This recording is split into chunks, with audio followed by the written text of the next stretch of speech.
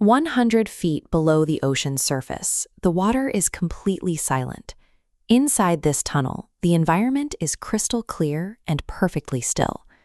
A wall of suspended sediment suddenly fills the passage, absorbing every beam of light and erasing the way forward. This dive began with 4 experienced explorers and a calm summer morning. The current was weak, the visibility was high, and the descent through the cave entrance was routine. Unlike open water diving, this environment is defined by a solid rock ceiling. There's no direct path to the surface. Past the entrance, natural light disappears entirely.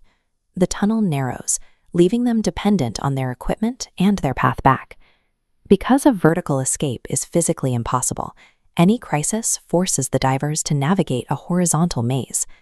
In this environment, a minor error can quickly become a lethal threat. As the divers push deeper, the water temperature drops. The ancient limestone walls close in, requiring slow, hyper-controlled movements to avoid making contact with the surroundings. They follow a permanent guideline, a thin nylon cord that serves as the only physical connection to the cave entrance. While equipment failure and rock falls are the most common fears, the primary hazard in this cave is far more subtle. The danger is microscopic, built into the very floor of the tunnel and waiting for a single movement to release it into the water. In this level of isolation, the environment acts as a neutral amplifier, where a standard swimming motion can be transformed into a hazard. The incident begins when one diver swims slightly too low. Their fin accidentally brushes against the floor, disturbing the ancient sediment. Compare ocean sand and cave silt.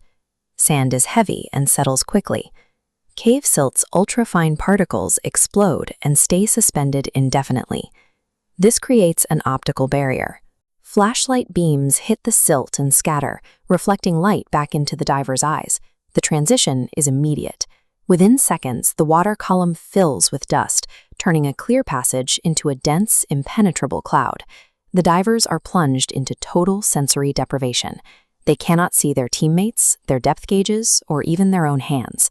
A silt-out removes a diver's 3-dimensional orientation, turning a known path into a pitch-black void.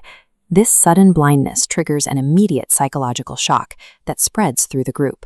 As fear sets in, the body responds with a spiked heart rate and rapid, shallow breathing. This chart tracks the direct relationship between panic and survival time. As the heart rate climbs, the oxygen supply plunges, destroying the team's planned safety margins. To stop the clock, the dive leader signals for everyone to freeze.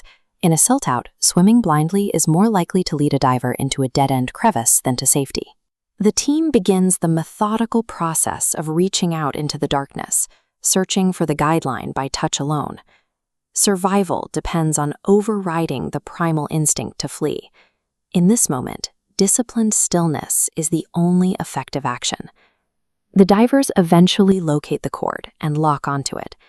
They begin a slow, rhythmic retreat to conserve their remaining air. But as they navigate the narrowest section of the tunnel, one diver's fin becomes wedged in a jagged rock crevice. Trapped in the dark, the diver's heart rate climbs again.